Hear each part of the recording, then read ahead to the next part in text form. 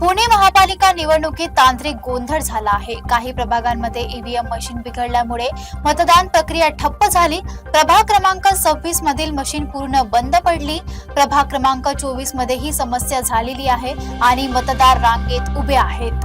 पुणे महानगरपालिका निवडणुकीदरम्यान ईव्हीएम मधील बिघाडामुळे मतदारांची चांगलीच अडचण झाली आहे। एका मतदाराने तक्रार केली आहे, 2-3 वेळा दाबलं पण 5व्या वेळेला जोरात दाबलं तेव्हा चालू झालं। ईव्हीएम वर बटन दाबूनही लाईट लागत नव्हती। 3 वेळा प्रयत्न करूनही मशीनने कोणतीही प्रतिक्रिया दिली नाही।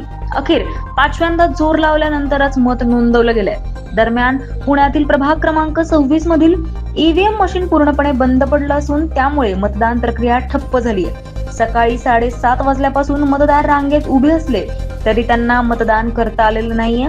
प्रभाग क्रमांक 24 मध्येही अशीच परिस्थिती असून मतदार मोठ्या प्रतीक्षेत आहेत। 1 तासाहून अधिक काळ उलटूनही समस्या सुटलेली नाही। ईव्हीएम मधील या तांत्रिक बिघाडामुळे निवडणूक प्रक्रियेवर प्रश्नचिन्ह निर्माण झालं असून प्रशासनाकडून तातडीने उपाययोजना करण्याची मागणी केली जाते।